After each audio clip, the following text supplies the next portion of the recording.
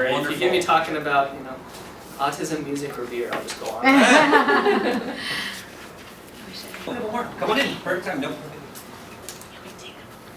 Grab up. Just barely getting started. We are delighted to have Dr. Jason Baker here today.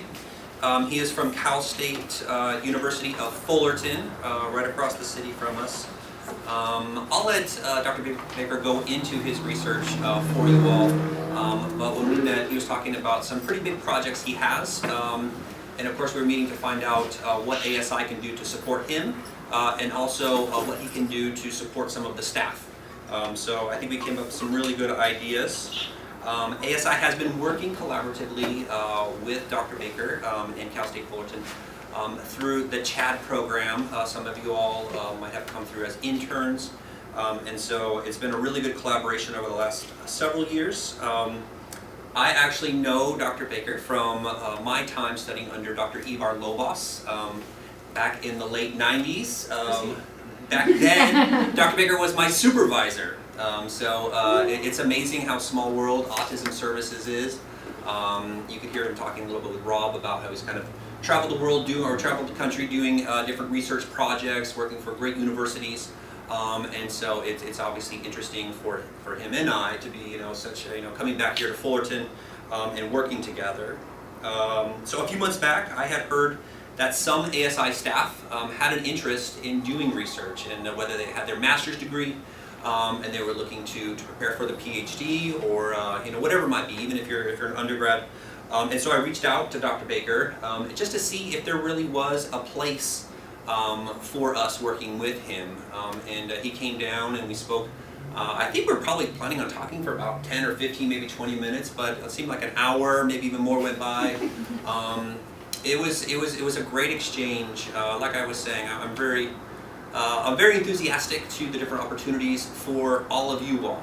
And I think what's going to make it work is that we can support Dr. Baker. So it's a great collaboration opportunity for everybody who's interested in doing future research. We can help him, and he can certainly help us. So as he's talking, you're going to see that he is incredibly enthusiastic, and he's very open to what you have to say, and if you have questions, he's got this great PowerPoint here that I looked through earlier, but he can take the conversation literally in any direction. So if somebody has a question or somebody wants to do a follow-up point, certainly reach out to him, raise your hand, and he will definitely get to you.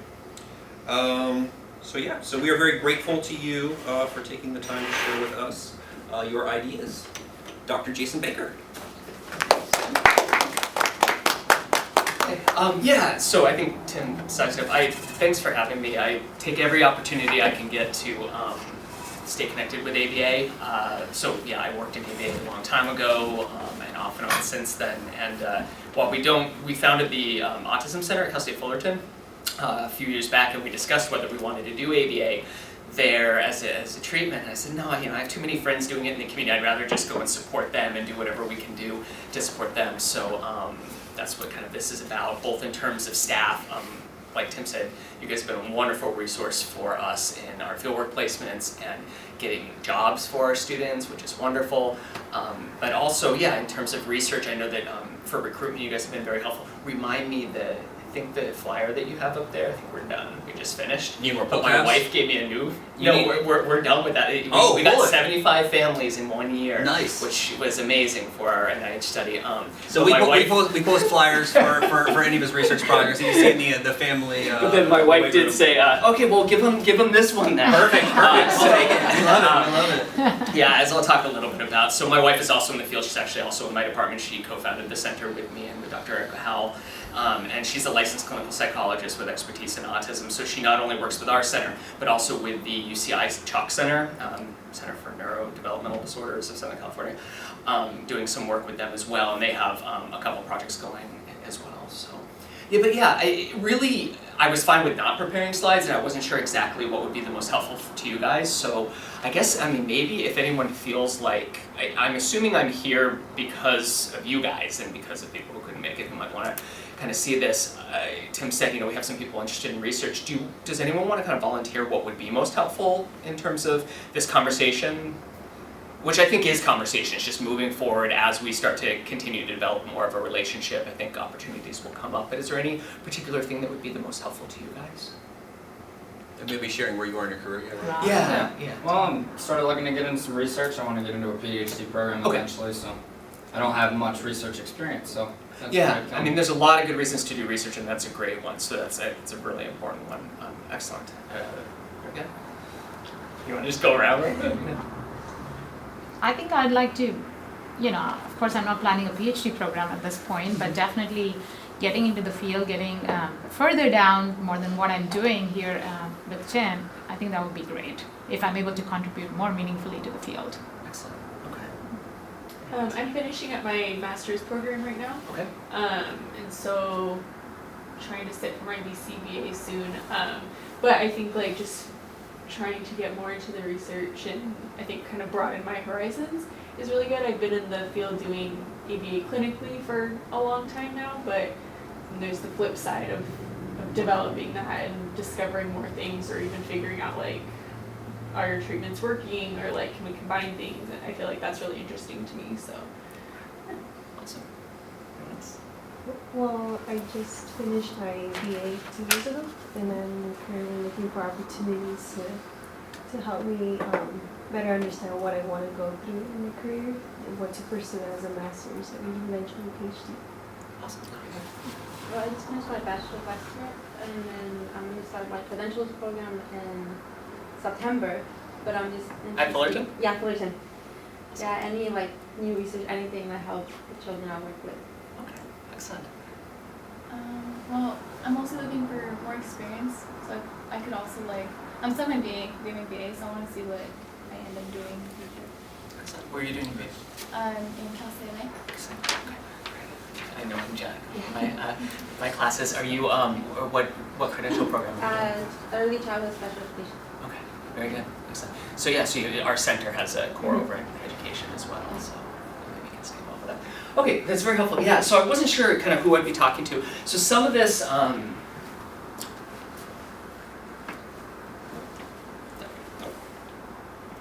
there we go. So, I can tell you a little bit about myself. Can talk about why to do research, which I think you guys just helped me understand why you want to do research, which is the most important thing. The next kind of couple bullets might sound like a research methods class, which I know at least one of you have gone through. You didn't have me though, did you? For that? For 301? No, not you, but I heard about it. She knows the pain. The idea behind that is not to educate you guys on, and please, if you know everything I'm saying, just stop me. But really because I think that knowing the different kinds of research and the different ways that you can do research can maybe jog some interesting thoughts for you guys. And as we'll talk about, we do have some opportunities at Fullerton, but also, I'd be happy to consult on or work more closely with things that you might want to do here. So really my job, the way I'm seeing it, is to just get you guys kind of show you what research is about, get you guys to maybe think about some ideas of things that you could do or you might want to do, even separate from what I'm doing or what we're doing there. So just kind of walking through the different designs that you could use. Giving you kind of an overview, if it's helpful, for current popular research in ASD. Now, as I'll talk about a little bit, the kind of research that you might do as an ABA agency might be slightly different than the kind of research that I do, so I'll kind of tell you what's going on in my side of the field and what I understand your side of the field is, but those aren't necessarily mutually exclusive sides. Tell you a little bit about what we do and then some possibilities for moving forward. Does that sound okay? What's our time? I think about 45 minutes to an hour, but whatever. Okay. However long it goes. Okay. All right. Okay, so Tim already introduced that I come from my ABA background. I did 6 years, and then I loved it so much that I didn't want to stop, but then I ended up going off to graduate school to get a degree in child clinical psychology. So I kind of left behind definitely ABA and even disabilities for a little bit, and then I got involved in research looking at intellectual disability and early developmental delays, not necessarily autism per se, but things like that. And what my primary interests were in, honestly, I might get kind of shoot out the door for this, but is that, behaviorism was amazing and ABA was amazing, but I kind of wanted to learn a little more broadly about kids, so I wanted to learn about some of the things that ABA doesn't consider as much, like development, emotion. We all consider emotional expressions, right? You know, crying and things like that, but not actually emotion and how they develop and how kids regulate them and things like that. And then also family process, because I'm sure that you'll feel me on this one, which is when you're working with these parents, you're working with these families, a lot of interesting things are going on in the families and a lot of interesting things are going on for the parents. And I wanted to kind of learn a little bit more about that. Specifically, my research for a while has been about what parents can do when they're preparing to have a child and parent a certain way, and then they end up having a child with a difference, a developmental difference or autism or something like that, and how do they change their parenting, how do they adapt, what do they have to do differently, what can they do that's the same, and all of that came out of my ABA experience, where I saw these very sweet, this is just one example, but saw these very sweet, loving parents who were really struggling to do what we wanted them to do because it didn't feel right to them. Because, you know, it probably would have been fine for a child with typical development, but for a child with autism, that child needed something different. Does that make sense? Mm-hmm. Okay, I'm assuming it does, because you guys, unless the, you know, families of kids with autism have changed so much over the years that I mentioned. So I went and got my degree, taught clinical psychology. I did some research postdocs at University of Miami, University of Wisconsin, studying families of kids with ASD, including parenting of adult kids with ASD, which was kind of fun in Wisconsin. But you'll appreciate this. I sat in the room. There were a lot of families where it was, they were parenting 40-year-olds, 50-year-olds with ASD, and they were talking about all their findings, and you know, none of them had an ABA background or even a clinical background. There were a lot of social work, and I kind of stood back and said, you know, this is great, this is very informative, but you know, the world's going to be different for the kids now, because you know, none of these 40 or 50-year-olds got these kind of services that you're offering, you know, and the landscape's going to be quite different moving forward. My research expertise is in ASD and intellectual and developmental disabilities, with an emphasis on child and parenting factors that promote success. So what can parents do to help their kids with ASD? So in many ways, I kind of consider parents as a project that you guys are spending as much, if not more time with these kids than their parents are, right? I mean, the kids are in 40 hours a week of ABA. So even though I've been studying parents, really what I've been looking at is parent-child interactions, how we're interacting with kids with ASD, and how we can do that best. So in many ways, we have a very big shared interest in that way, even though I don't study treatment right now, per se.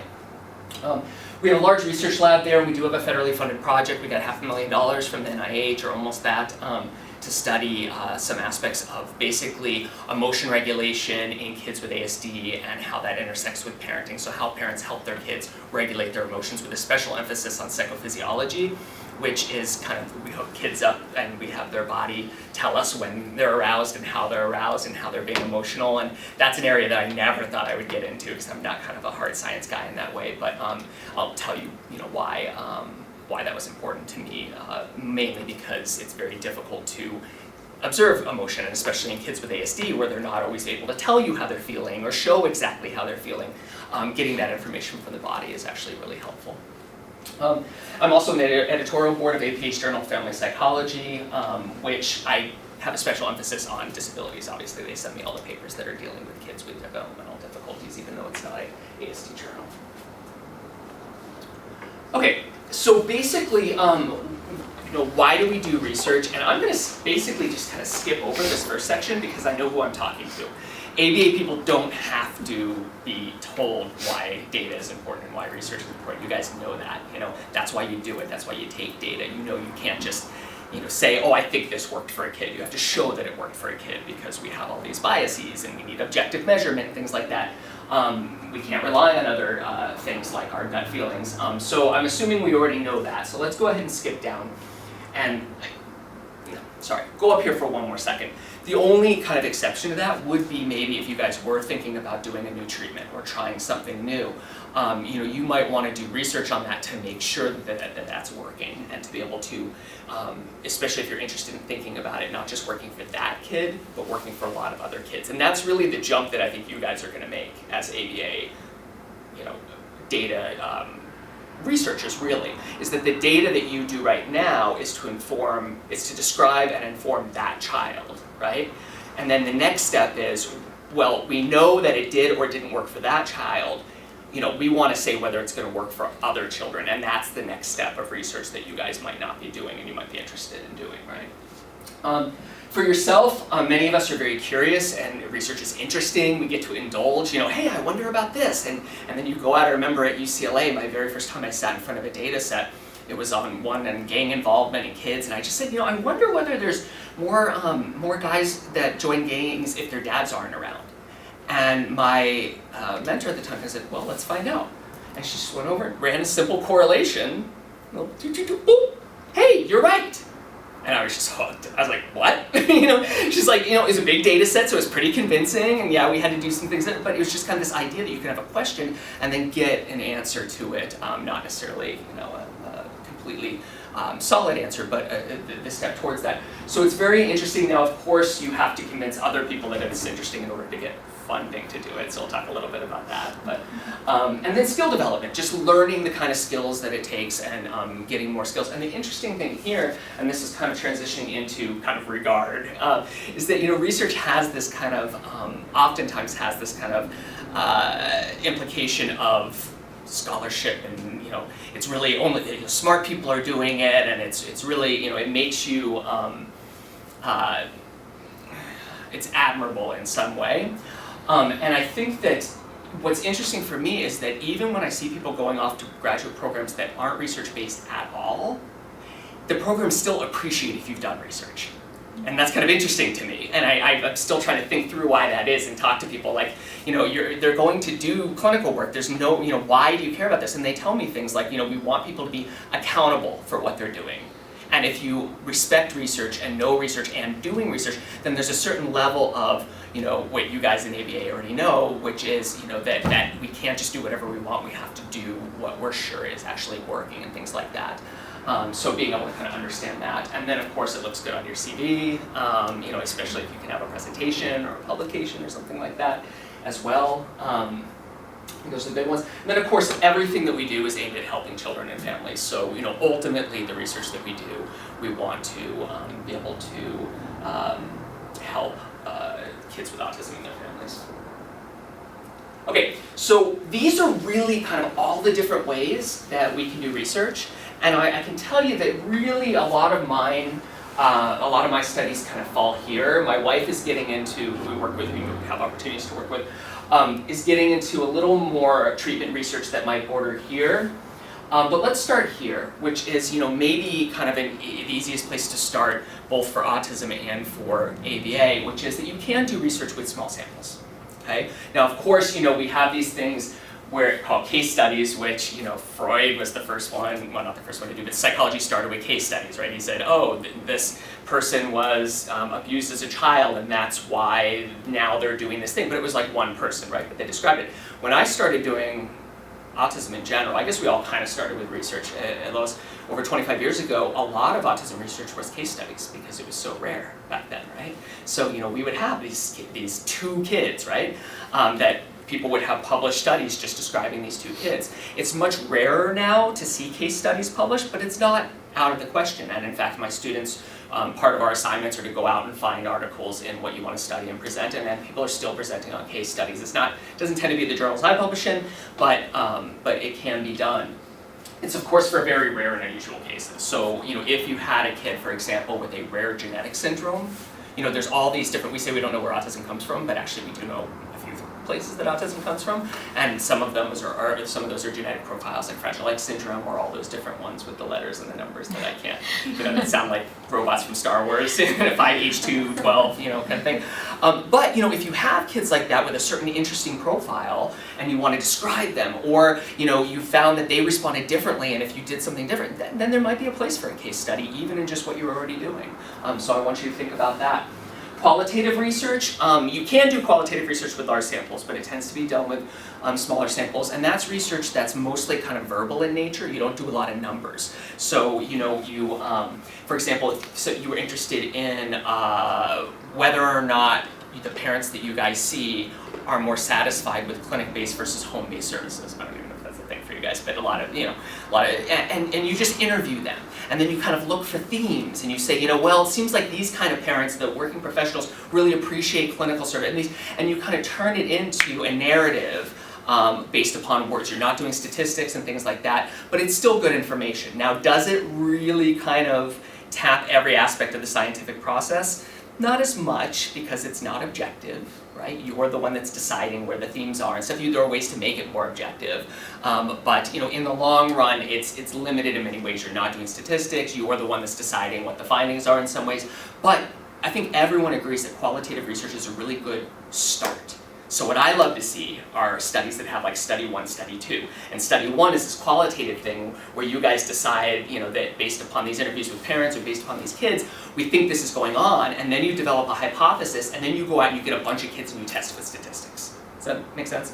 With quantitative research, which is with numbers. So it's a really good starting point to be able to describe a phenomenon. Another place would be things like cultural sensitivity and things like that. Oftentimes you don't have really big sample sizes, but it'd be important. I'm not sure about the demographics of the families that you see, but qualitative research is being used really well right now in kind of describing different parents from different backgrounds and what it's like to have a child with autism from these different parents or interact with service providers. We see a lot of that at conferences and even in publications.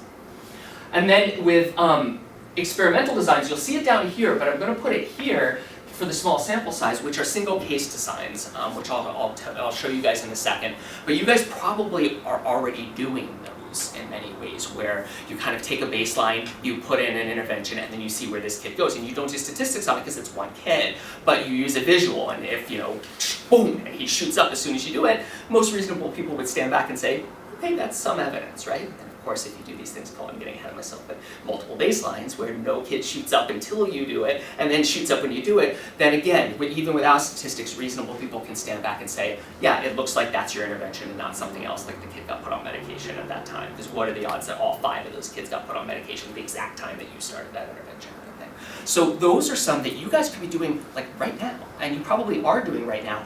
And the question then becomes, well, what's worthy of publication and what isn't? And this is an area I don't have as much exposure to, but I do work with people who do ABA research in journals like the Journal of Behavior Analysis and things like that, which might be the ones that you guys read to see. But certainly if you have something that's innovative that you're trying, that would be a really good place for this. Something a treatment that you did or something that you came up with that no one else really thought to do, and you do it and you're seeing these changes, I would think that would be worthy of publication.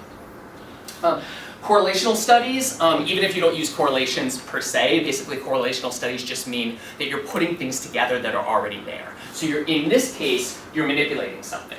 You're sitting there saying, I'm going to change something about this kid and see the kid's reaction. In correlational studies, we're not doing anything to intervene. And that's what's kind of interesting for me in my research, because people come to the Autism Center and they say, okay, well, is this study going to help my kid?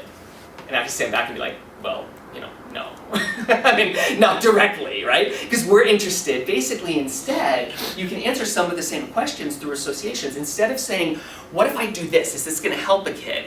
You stand back and you say things like, well, what are parents already doing that might be helping kids with autism? And maybe we can help more parents do that, okay? So in many ways, as we're going to talk about, group comparisons kind of act like all kids with autism are the same. Correlational studies recognize that there's a lot of variability. Some parents are doing really well, some parents aren't doing well. Some kids with autism are doing really well, some aren't. And if we can figure out what is associated with the people who are doing better or worse, we can start to understand it so that then we can intervene and start an actual treatment program. So this is what I do a lot. We do have larger samples, so we just finished a study we got funded for. We were supposed to get 75, we actually ended up getting 80 kids, so we can do some pretty good statistics. The nice thing, by the way, if you don't know about statistics, is that in true experiments, you have to kind of hold a lot of things constant.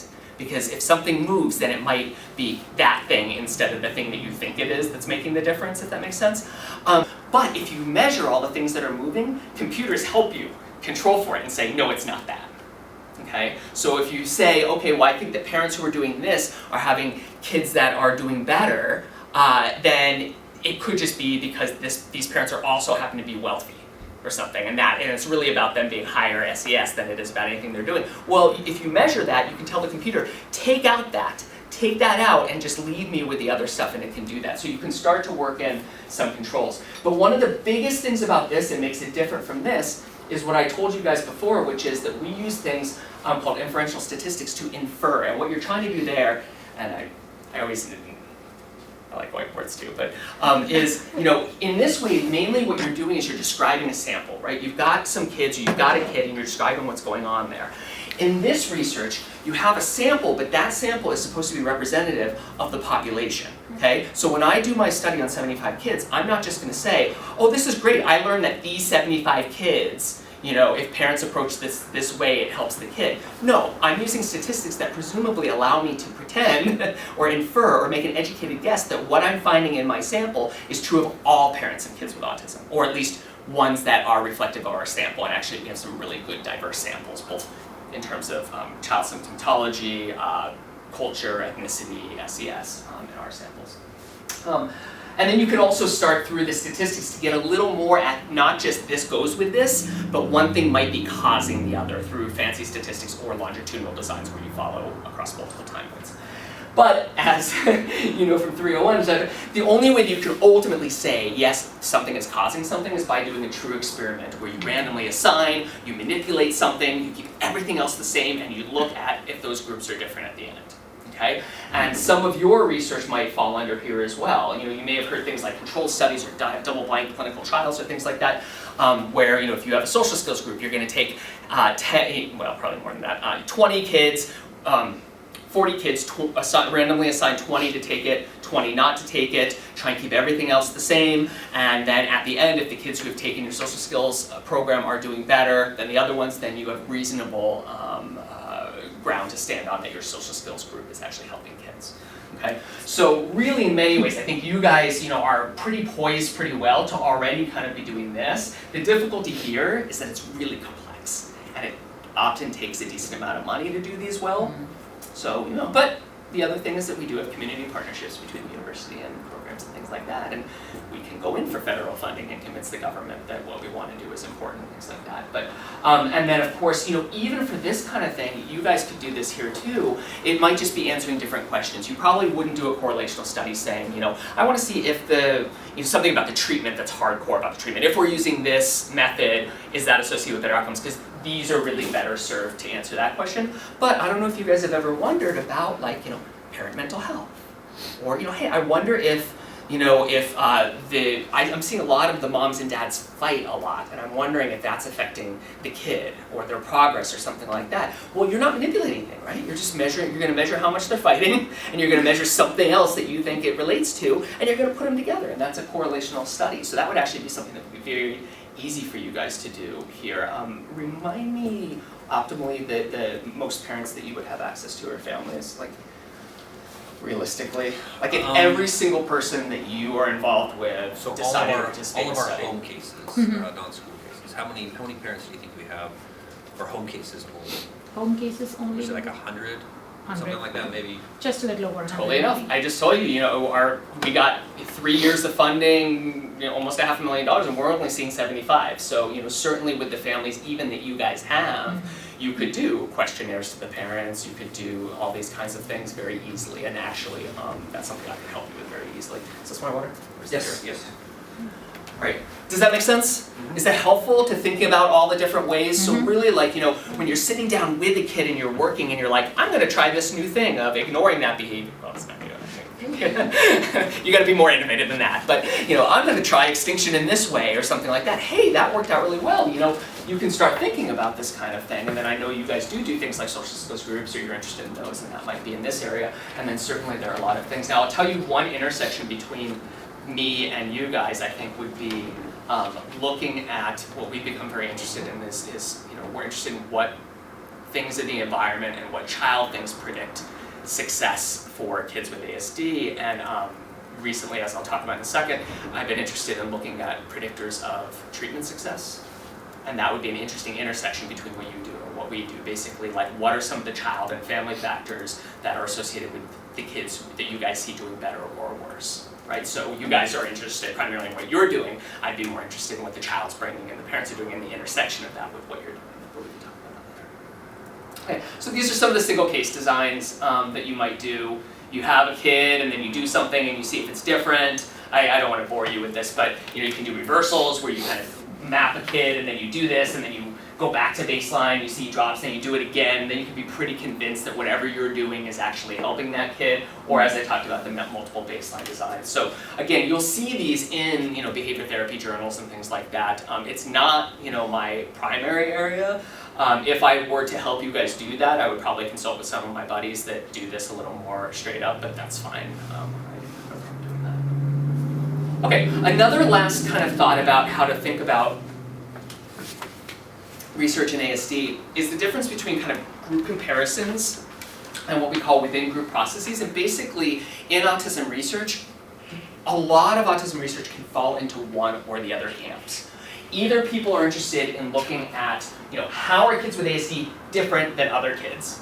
Whether it's typically developing kids, whether ASD proper and Asperger's, or ASD and intellectual disability, or typical development, or things like that. And for that, we use these statistics called t-tests or ANOVAs or whatever, and you're basically just comparing groups. And there may be a place for you for that in your research. You might say, I want to look at the kids who went through the social skills group versus the kids who didn't. Or I want to look to see if the boys that we serve are different than the girls that we serve on something. That's a very hot topic right now. Girls with ASD is a very, very hot topic. In terms of looking at that. So you would do these group comparisons, and as I mentioned before, it really emphasizes what we call homogeneity within ASD, the idea that there's an ASD group and there's a typically developing group, right? And the variability within that group or how the kids are different is actually kind of hurting what you're trying to do, because you're trying to say this group and treat them as a whole group, if that makes sense. And that's what these little bars mean, and you often see things like this, which is, for typically developing kids, you see that they vary this much. For kids with ASD, you might see that there's a difference in the group, but really you see this incredible variability because, you've seen one kid with autism, you've seen one kid with autism, right? That's the old joke, because every kid with autism is so different. So what we tend to opt to do is we do a little bit of this, but what we're really interested in is, again, correlational studies, associations within kids with autism. So you don't need a control group. And in fact, the study that we just finished data collection for, we got 80 families of kids with autism. We have 0 typically developing kids. And people brought that up, and when we submitted, they said, well, why don't you have a typically developing control group? And we said, because we don't need one.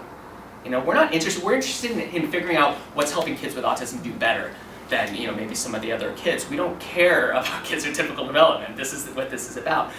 So it's fine to do. Or you can look at processes within the group of kids with ASD and then see whether the processes work differently in that group versus the other groups. So for example, parenting. If I were to look at traditional parental sensitivity and the outcome that has on kids, I might find that has a certain outcome within kids with typical development, but then in kids with ASD, the outcome is different, or something like that. So that's what's really cool, is if you have a big enough sample that you can look at these associations within, but also compare them to typically developing kids. And there you're really taking advantage of the variation within kids with ASD. Okay, so that's it in terms of research design. So really that was just to get you thinking about all the different things that you could do and all the different ways you could approach and all the different kinds of questions you could answer. Now in terms of what kinds of questions you might want to answer, it depends on the orientation that you're coming from. So again, you guys, many of you are doing you're all doing ABA now. You may want to continue doing ABA. Some of you might want to shift to be an MFT, or you're an MFT, right? Yeah, right. So you might be more interested in kind of the parenting element, or some of the family research that we talked about here.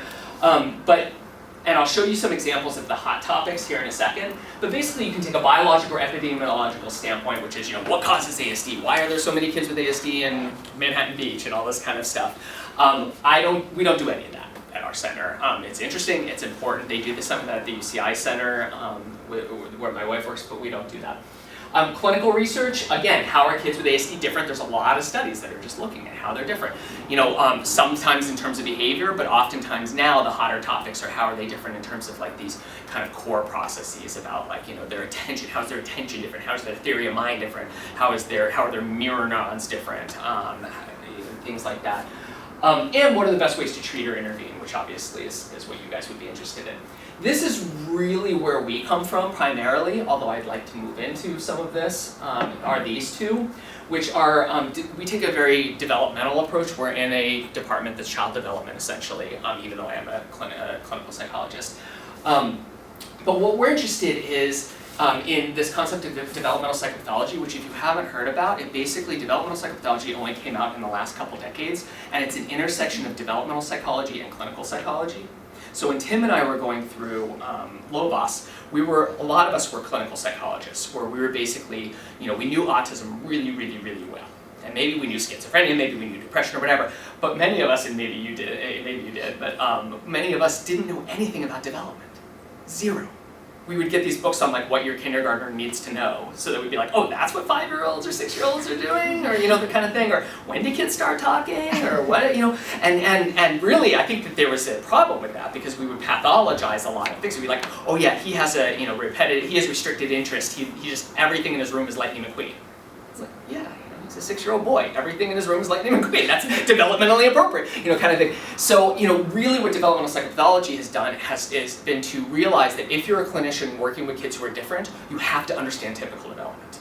And if you understand, we would also argue that in order to really understand the variation in typical development, it's helpful to know what happens when things go differently, right? So, for example, autism has taught us more about theory of mind in typically developing kids than anything else, really, because it's such a problem in autism historically.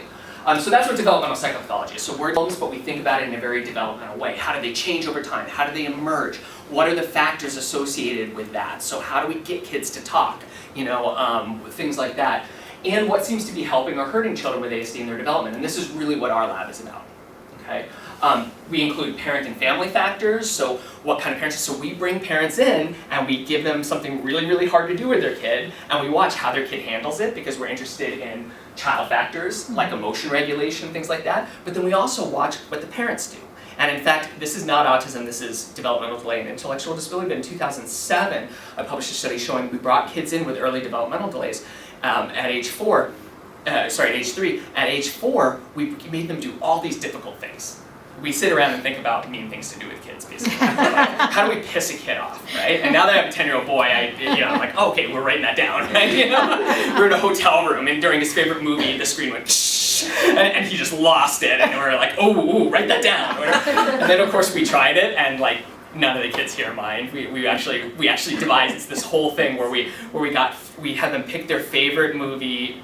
We got the big ones. We got Hakuna Matata, Bare Necessities, Yo Gabba Gabba's Party My Time. And as soon as the crescendo hits, we get static. So look for the, kind of thing. And we thought the kids would lose it. Turns out it's just my kid. The other kid, and we have this whole standardized thing where we basically, because we don't want to influence the kid's behavior, every RA has to act the same. So it's like the hardest thing to learn. Where then basically it's like, sit here, pretend not to notice. If the kid asks you something, hold up your finger for 5 seconds and then put it down. If he persists, stand up, look, tilt your head, hold your chin, look at the TV and go, for 30 seconds. Then go and jiggle wires and all this. Like we actually had them go through this protocol. And the funnest thing for us is to see that so many of the kids want to help out. We're like jiggling wires, we're like, no, try the red one, try the red one. Okay. But anyway, so this 2000 study is that we did things like, here are all these great toys, don't touch them until we get back. Mom, help them not to touch them, Pop. Kind of thing. Or, here's this really difficult puzzle. Or, here's this really difficult puzzle with a couple pieces missing, right? Or, one of my favorite ones that we've done in this new one is, here's a box, pick your favorite toy, put it in the box, it's this clear box, close it up, lock it with a padlock. Here, you use a key to open up the padlock. Here's your keys, and you pull it out, and there's just like 25 keys that all look the same. And and some of them fit in and don't turn, and some of them don't fit in. And of course, none of them are marked, and they're all the same way. So as soon as you go like this, you forget where you started. You guys know this, right? You're in university. And and of course, none of the keys actually open up the box. So anyway, we do these things. In the 2007 study, again, this is not ASD, but we're starting to see the same thing with ASD, but for these kids with early delays, one of the biggest predictors of their social skills 2 years later, across the period of school entry, then we went in and asked the teachers about their social skills. The biggest predictor, one of the biggest predictors of their social skills later was their emotion regulation, how they were able to keep it together and work through these things. The kids that lost it really quickly or things like that, 2 years later were not doing very well with friends. That makes it right. But even and above, IQ didn't matter. Intelligence didn't matter. We always think IQ matters about so much, right? IQ didn't matter. Behavior problems at 4 didn't matter. Didn't predict social skills later for the kids. The emotion regulation was the most important, but there was one thing that was more powerful than any of those. And it was how the parent responded and tried to help their kid through that. So the parents who were able to jump in and go, oh, I know it's really tough. Maybe if we try this and blah, blah, blah. And the kids, we call it parent scaffolding, right? Biggest predictor of social skills across 2 years in the kids with developmental delays. So those are the kinds of things. And I use that study because it's kind of the core of what we do, and actually scaffolding we just published on in kids with ASD as well, and I can show you that. But parent-child interaction, marital cohesion, family adaptability. I published a study basically, and this will relate to you guys, I think, I published a study on the adolescent and adult in Wisconsin sample, looking at adolescents and showing that this term family adaptability was this huge predictor of reduced behavior problems in kids and reduced depression in the moms. And what adaptability was, the parents' ability to think, problem solve, think outside the box, like, okay, this has come up, okay, now let's do this. Change roles, okay, you can't make, all right, well then I'm gonna stay home these days or whatever, and basically reorganize themselves. Strongest predictor of all this good stuff for the kid and for the family, and I think that you guys working with the families probably know some of those families, right? The families, just every hit that they take, oh, my kid got kicked out of school, okay, how about we just do this instead, right? The ability to kind of reorganize the family system and your approach to helping the kid seems really, really important. So family factors like that. Child factors, I mentioned emotion regulation is a big one. Psychophysiology is basically our way of the kind of foundation of emotion regulation, which is simple things like this. Who's on the other side of this? Nobody. Okay, if I do that, now you guys knew it was coming, so nobody did. But my students are all falling asleep in class, so when I go like this, they go, that's something called sympathetic nervous system. It's your fight or flight response, right? If I bang on something, you jump like this, then, presumably you are at risk, not that you have, or not, but you might be a little more inclined towards being anxious. Okay? If your fight or flight response is high. For those of you, none of you guys really responded. If I hit and you're just like, chill, okay, whatever, then you might have a low sympathetic fight or flight response, okay? Turns out, you're at risk for some stuff too, not anxiety. What do you think you're at risk for? Catching on fire. Yeah, right. Yeah, bad consequence, right? Yeah, you're at risk for basically defiance and behavior problems, because for a couple reasons, which I would not try to get to, but the idea of fearlessness, right? So the kids, I was an anxious kid, and if a teacher said to me, like, don't do that, I go, okay, right? When you don't do this to a kid, if a kid doesn't care, isn't like this, then they go, whatevs, right? I'm going to do that anyway, because I'm not worried about the consequence. Turns out, low fight or flight response is associated with that. Okay? And on top of that, and this might have implications for autism more generally, if you have a low sympathetic response, a lot of people experience that as boredom. So kids with ADHD, by the way, have very low sympathetic response, so that's part of the reason we believe they're at risk for behavior problems. But also for something called stimulation seeking, which is that if you're low and you're low aroused, then you will go out and do things to try and bring up that level. Like right now, I'll tell a joke, I'll slam the wall. I'm trying to activate your sympathetics so that we can all stay awake because it's about dinner time and we've all, had a long day of working, right? But other people go out and do cocaine or skydive or break the law or something like that. No, seriously, that's associated. So anyway, long story short, there are certain physiological processes. That's the one we've studied the most. You can get it through skin conductance. Does anyone know how you do that? Okay. As soon as you start to feel a little bit nervous or you have a fight or flight response, if it's really bad, you start to sweat, right? If you clammy hands, you're like, oh gosh, okay.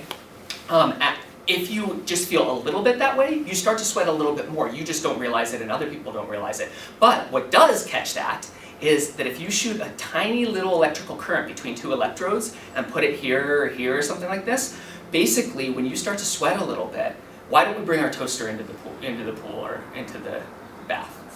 Right? Because water, and especially water that has salt in it, is very good at conducting electricity. So what happens is when you start to sweat, that current, which you can't feel and is harmless unless you have a pacemaker, starts to speed up a little bit. So we can actually track whether or not you're getting more aroused in that way. So we have wrist sensors on the kids, and by the way, I wanted to do this for so long, but you used to have to hold the kid's arms still and have electrodes all over the place and everything, and I said, there's no way that's going to work for autism.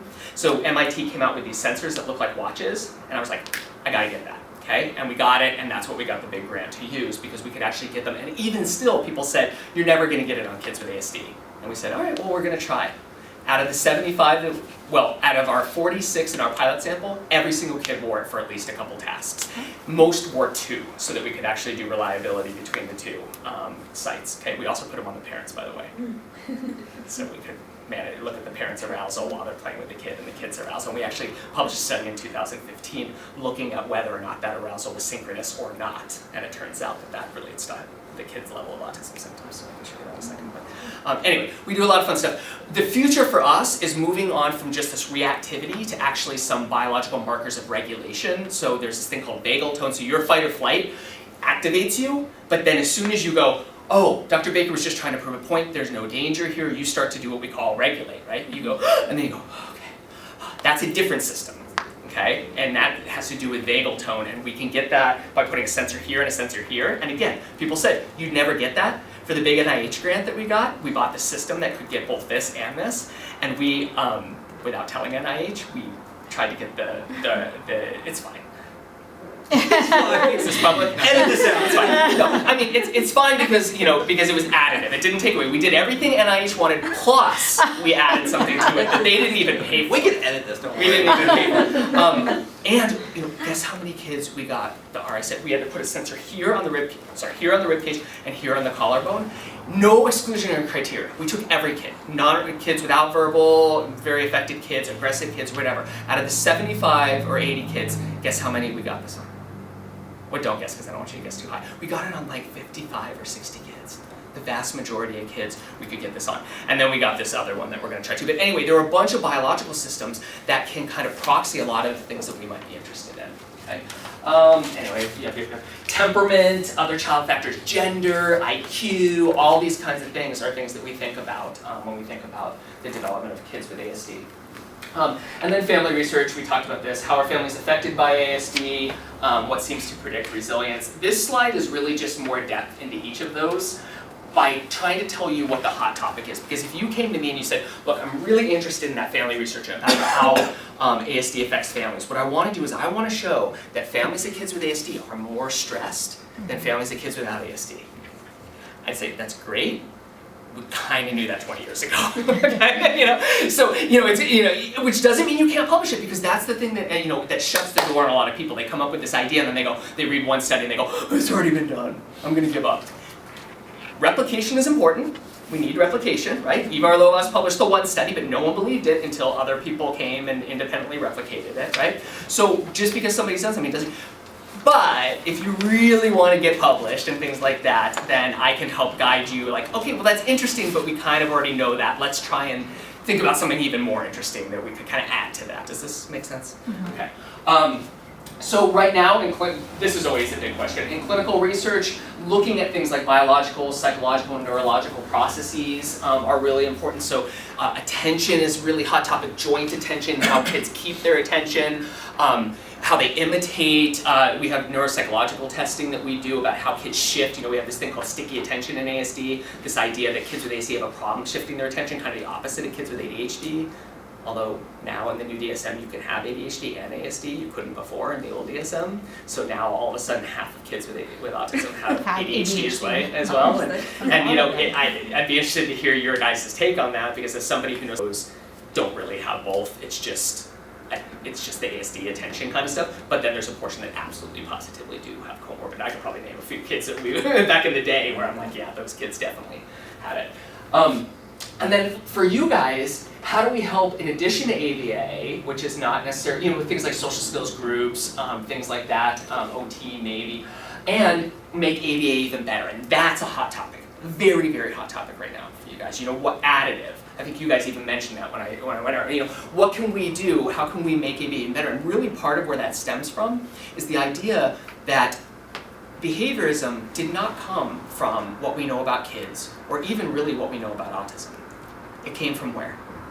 Helping mice and birds to peck this button and not this one by giving them a sugar pill. No, seriously, right? That's where behaviorism came from. That's why every developmentalist hates ABA or doesn't like it, because it's kind of like, well, you're not taking into account what we know about kids and what we know about development and things like that. And then you guys can stand back, and I can stand back having straddled those two things, be like, yeah, I know, right? ABA shouldn't be working as well as it is, but you know what, guess what? It works really well, you know? And what you're doing, you know, Greenspan's floor time, you know, you're not showing us research that you're doing that really well, even though your theory is very developmental and very beautiful, you know, you need to show us. So right now what we're trying to do is bring those together, which means that the early, I don't know if you guys have ever considered it, but the Early Start Denver model right now, the idea behind it is you've got the greatest minds in autism developmental research, Dawson, Rogers, up at the Mind Institute. They took everything that, well, not everything, they took a bunch of what we know about development and merged it with ABA for especially younger kids. So the kids between ages 1 and 2 that you don't want to sit down. I had a kid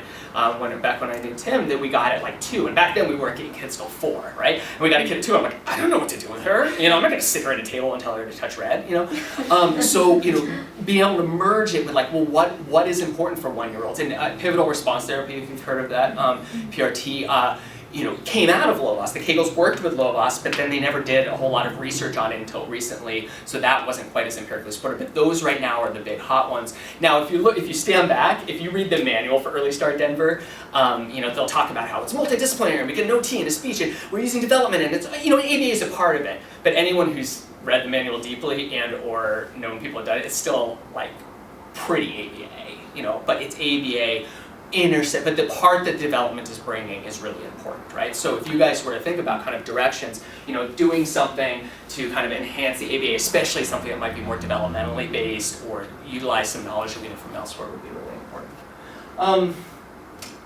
So that's this one. I guess I put it here instead of there, but this is what we do, parent-child interaction, biological, psychological processes in context. So the idea of, you know, taking all these things and instead, there's been a history for decades of like putting kids with autism in chairs and watching where their eyes go or watching how they spike on like the fight or flight response. So we show them a car and see if they spike, and then we show them a face and see if they respond differently to faces than cars, right? This is something that's been going on in autism research forever, but what we're interested in doing is, I don't really want to sit a kid in and show them pictures. I want them to interact with the people that they're interacting with on a daily basis and see what they're responding to in that. So that's a lot of what we're doing right now, is bringing some of the psychological and biological research into the context of the family and this kid's everyday life. But our next step is probably bringing it in the context of what you guys do, right? So, you know, so I have a colleague at MIT, actually he's at Northeastern now, who actually, his goal, he helped create these wrist sensors. His goal is to be in a special education classroom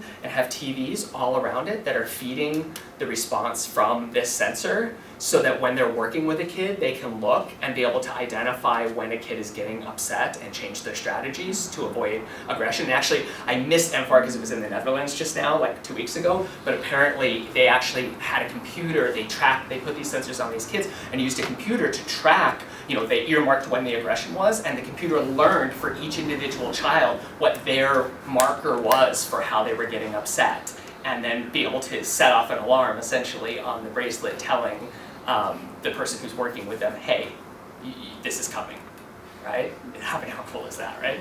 All right. Okay, so then I mentioned before, how are families affected by ASD? Besides just bad stuff, right? It's kind of, and that doesn't mean you have to look at good stuff, but don't just say like, it's bad. Like, I can't tell you how many articles I reviewed that are just like, oh yeah, these families are more depressed and they're more stressed. And we're just like, okay, all right, okay, but like why? And not all of them are. This is the important part. Not all of them are, so how are the ones that aren't? How did that happen, right? That's a hot topic, right? So the ones that have a lot of support or good relationships with ABA programs.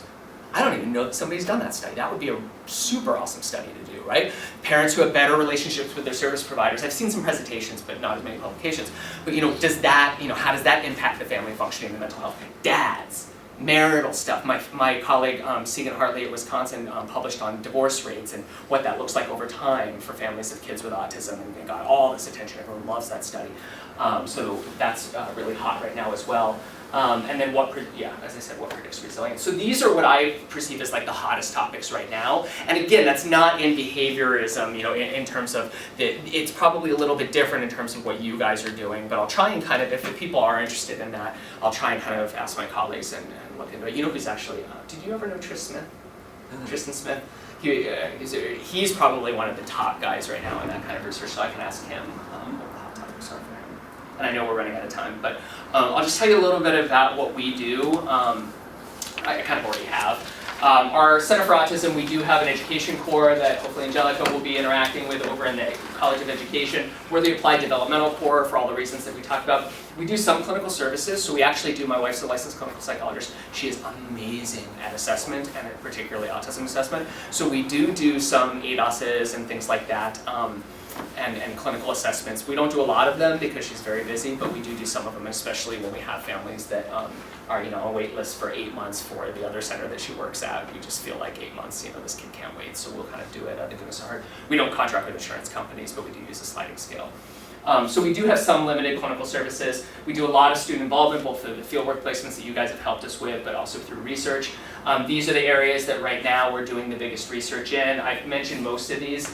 I'm not doing intervention research per se right now, but my wife, you'll notice the flyer, what they're doing there that students could be involved in, or people could be involved in, is improving oral health in kids with ASD, which is not like something that on the surface is something that my wife and I would be doing. We're not dentists, right, kind of thing. But the core of it is two things that we know very well as clinicians and developmentalists. One is helping parents to do what they need to do in the home to support daily hygiene, so parent training essentially for adaptive behavior, which is what you guys do. And in fact, the ABA people are working with them oriented. And desensitizing the kids to the doctor's visits, which as a clinical psychologist, we do a lot of for anxiety, we do a lot of, well, you guys do it for kids with ASD as well, right? You shaping, you desensitize them to different things, you get them used to it and stuff like that. So that's what that program's about. But she also just got a grant recently with Loma Linda, with a colleague at Loma Linda University, to do a mindfulness treatment for parents of kids with autism. So we're doing some parent mental health stuff as well. And there are opportunities to get involved and help out with either of those. We'll talk about that in a second. Okay, so our lab, we do have about 25 undergraduates, graduate students, a few graduate students. We don't have a graduate department in ours, but we get people from psych and communication disorders. And then we have in-betweeners, which are the people who have graduated but want to go back to graduate school and want to get some research experience.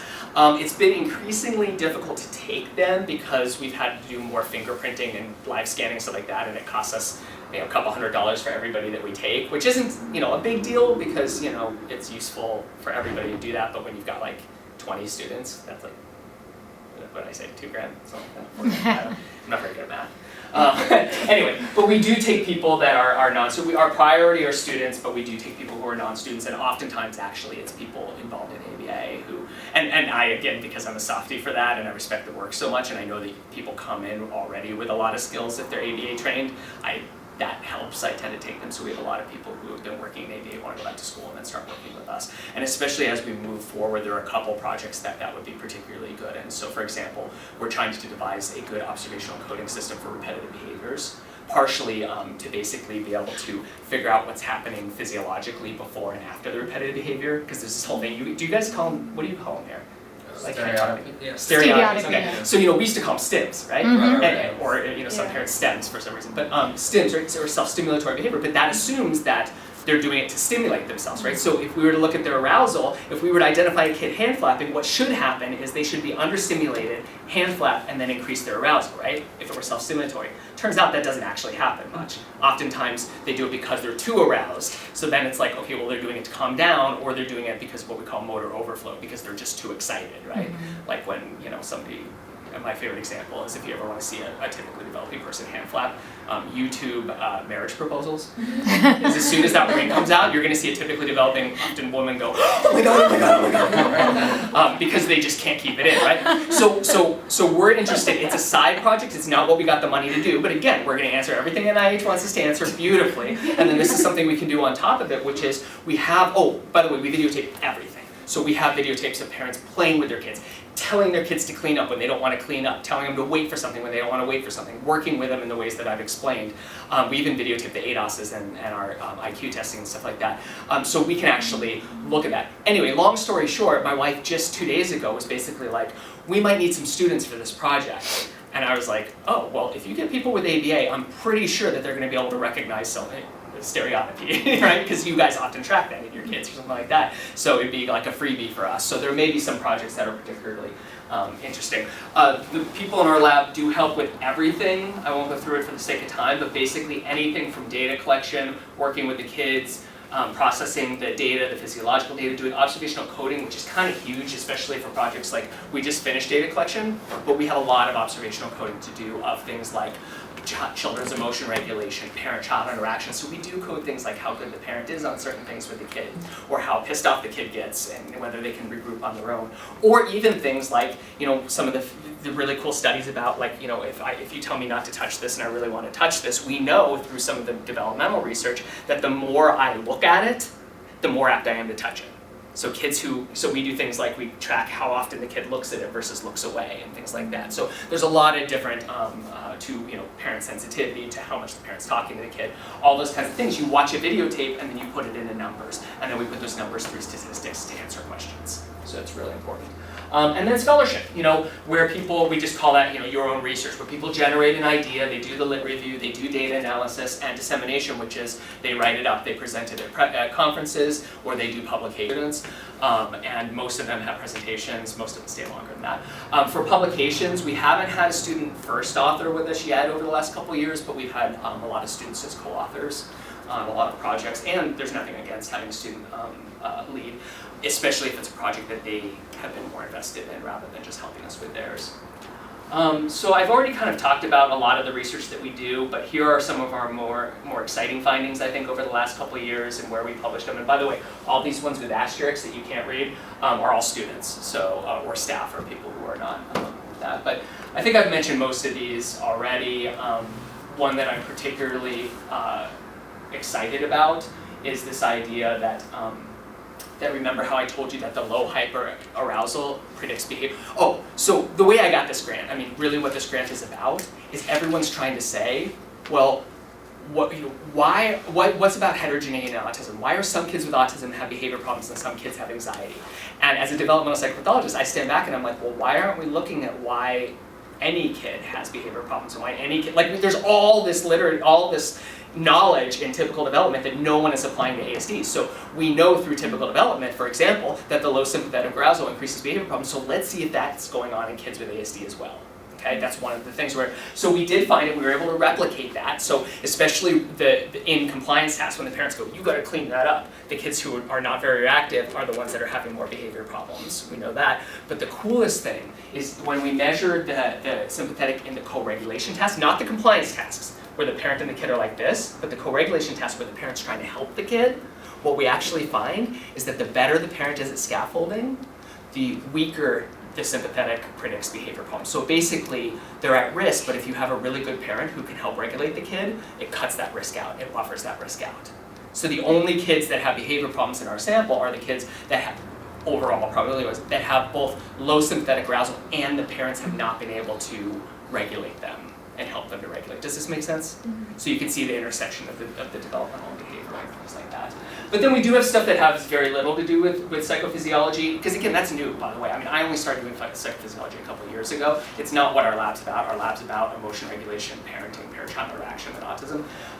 But parent-critical attitudes predicting behavior problems in kids with ASD. And this is one that I love from my ABA work, because ABA is behavior modification is all about trying to get somebody to change their behavior. Turns out that's what criticism is about too. Right? We criticize people because we want them to change their. Why are you always doing that? Right? Or whatever. It's just not the most effective way of helping them to change their behavior. But so one of the really interesting things is that we know through the literature that even in ASD, more critical parents have kids with more behavior problems, and importantly, I track kids for 8 years.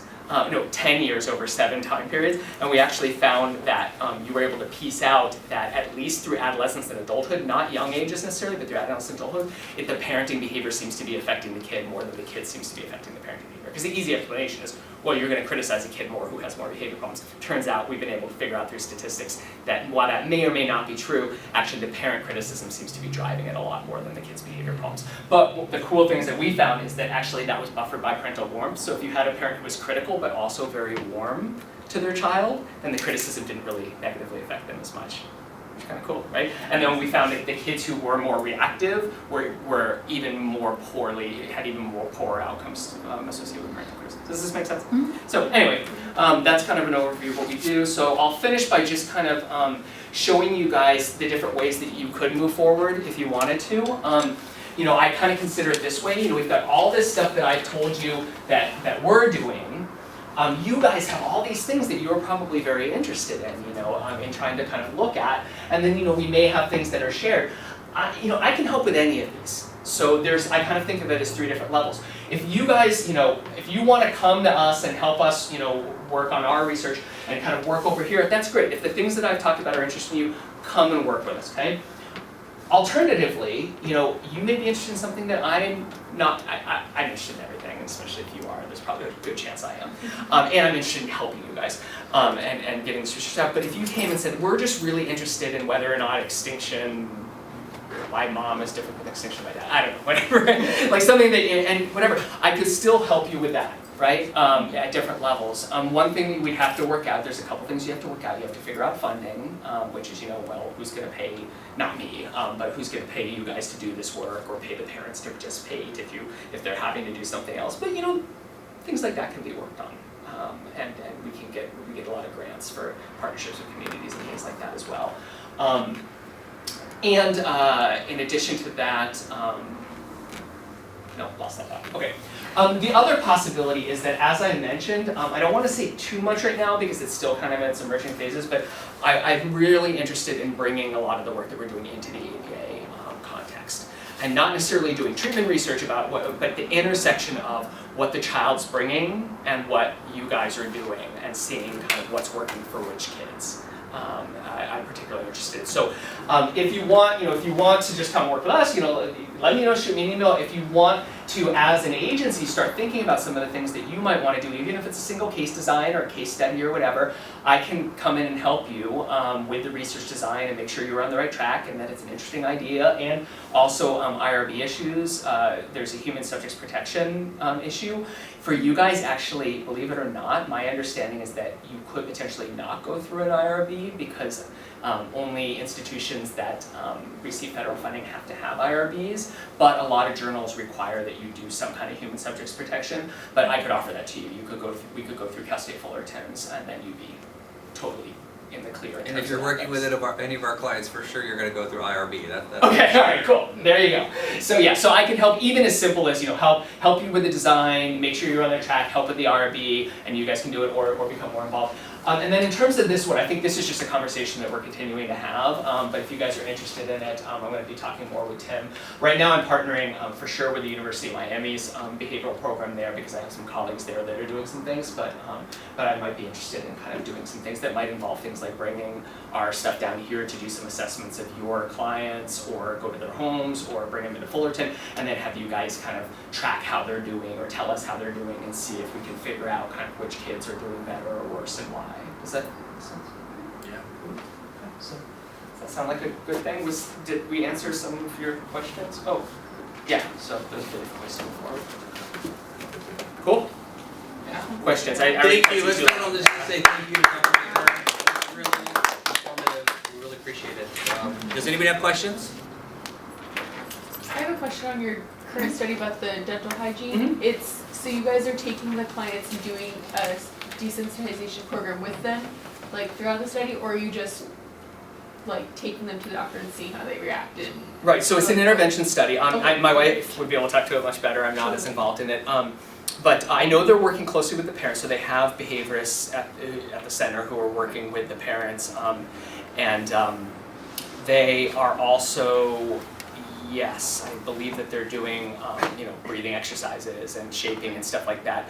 It's an intervention project, so they're not just saying, now they did get a baseline, right? So we do have kind of what the kid does on their own, but then they're going to go through the program and then look at the end. And I know that one thing that they need students for, I don't know if they need students to, or behaviorists to help with the actual parent training or not. They might, but I know with like some of the observational coding of what the parent is doing with the kid and what the kid's doing and stuff like that, they need help with that for sure.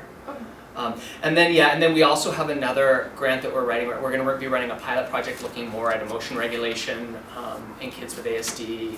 More specifically, we also have an interest emerging in that group of kids who are comorbid for ASD and ADHD. So we're going to be doing some things in some pilot projects there as well. So a couple things going on. And then we also do have data, by the way, just to have said it. When we go back to this, for the scholarship thing, so not for data collection, but for kind of this this stage, we do have some smaller pilot projects. So our big project is 80 kids, a lot of different things. But for the pilot project for that was 46 kids, and that data collection is already done, and we have a lot of stuff coded. We also have a social cognition study that has 25 kids, but we do theory of mind tasks, neuropsychological tests, and psychophysiology. So basically this is led by my wife, who's basically looking at what kind of skills do kids have that are with ASD that are helping them to succeed socially. And these data are like there and ready to do. So if somebody came to us with an idea and wanted to work with some of those data, then there wouldn't be any of the rest of the process. They could just jump right into it. Which, speaking of which, too, we also have a study of 25 kids with fetal alcohol syndrome, in case anyone has that interest. I mean, even on a parenting level, like one of the things that we need to do that we haven't done is just compare the parent experience of kids with ASD versus kids with fetal alcohol versus typically developing kids. We also did bring in about 25 typically developing kids. Most of them are like the kids of our faculty, which is kind of a problem. But we have a typically developing group in case we want to compare. And what we try to do is do as much with the typically developing group from each of these studies as we could so that we could compare them. So we are able to contrast and compare some of the stuff in ASD versus that.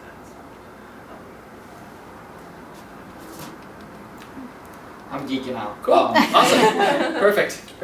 So when you mess with like Vagal Tone, did you mess with like HPA axis type of? Okay.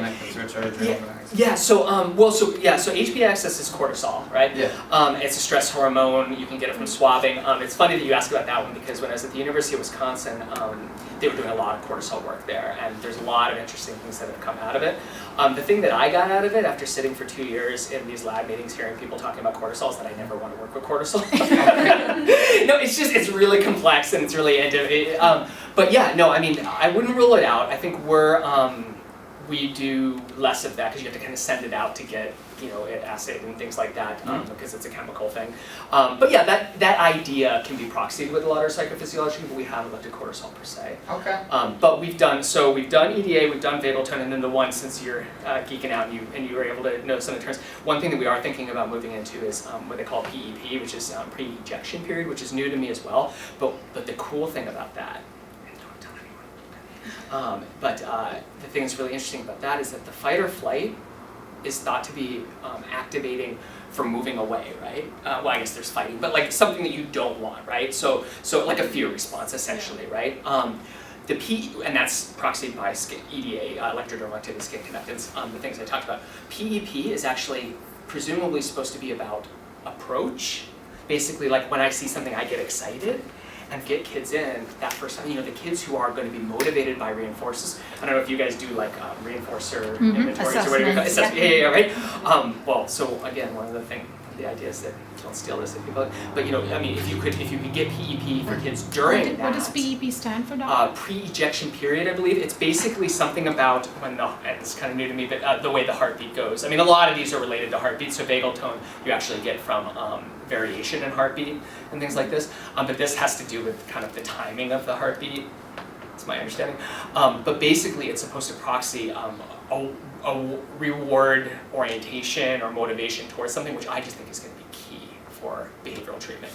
The kids, you can get motivated, you can find the things that they'll work for, and if individual differences in PEP can show you that that kid is a good candidate, then that's going to be really cool. So those are the ones that we've worked with. My wife especially has done a lot with executive functioning with neuropsychological tests, so a lot of kind of frontal lobe stuff, so working memory, impulse control. We do things like, hey, don't touch this, and then see if they touch it.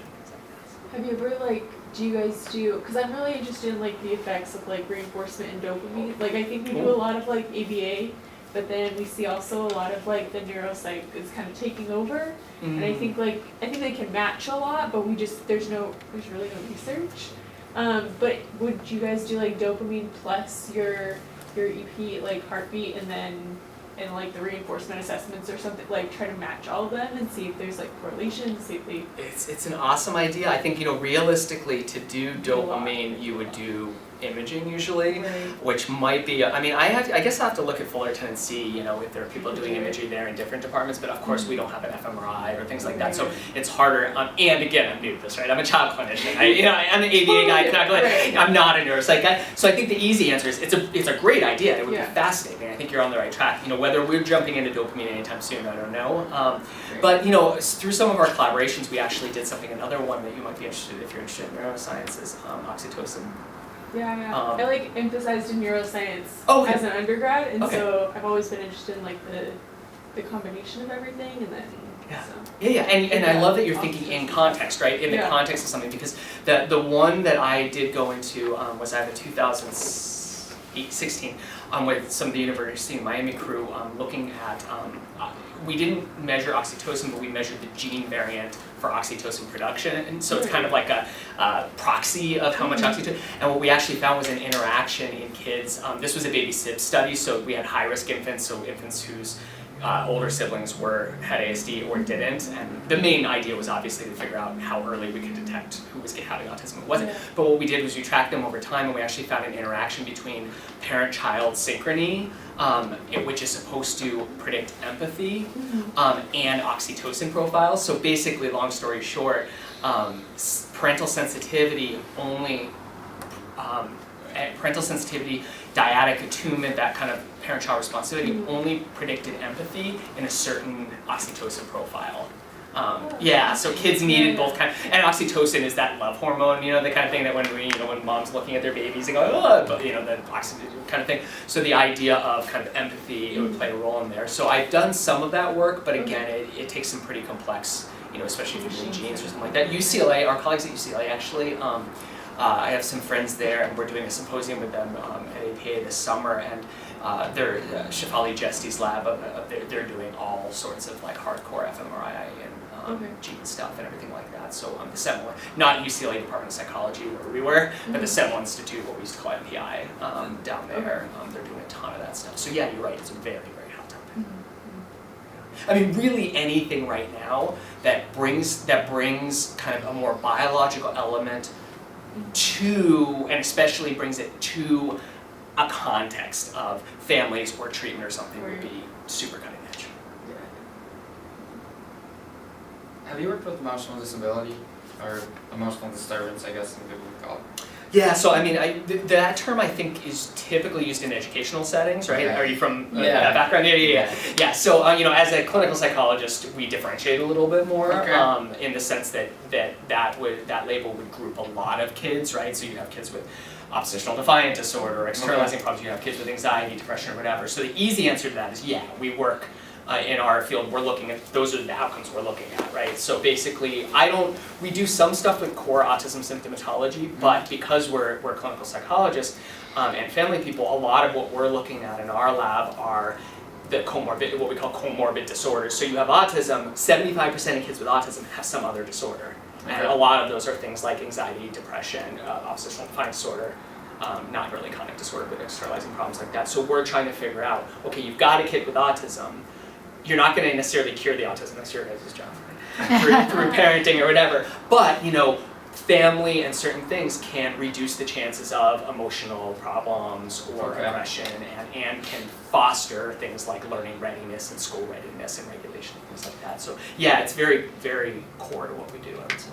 That's where, when I heard the term parent scaffolding, I was thinking, in these classrooms, I guess, around different districts that are for ED, they call them, the correlation between parent scaffolding or even teacher scaffolding and behavioral problems in those classrooms.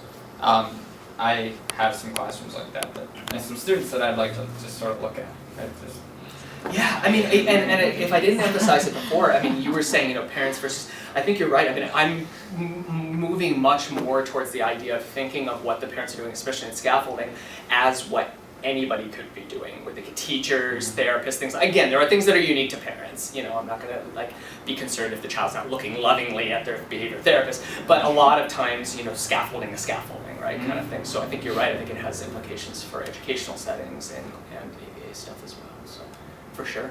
Yeah, and there's a lot, and another hot topic is this idea of kind of emotional intelligence or EQ or whatever you want to call it, you know, and the idea of what can parents do to help their kids regulate their emotions, be comfortable with their emotions, express them, and typically developing literature is a very hot topic. Actually, I've only published a couple times in purely typical development. Now I'm mostly all in disabilities and autism, but over the years, and a 2011 study I did was on parent emotion coaching. So we had the parents and kids, and by the way, we do this task as well with kids with autism. We have the parents and kids sit down and talk about a recent time that the child was upset, for the kids who are verbal enough to do that, and that's super interesting. So you code the parents for, you know, this emotion coaching, you know, how are they approaching it, and you can code the kids for their, that in our social cognition study we have a lot of that, so that's a very hot topic as well, and I think that if somebody were to bring in the idea of kind of emotion coaching or emotional scaffolding and the relation to, you know, emotional problems within ASD, that would be very cutting edge. Cool. All these ideas, I'm gonna write all these down. Oh, sorry. Cool. Right. Right.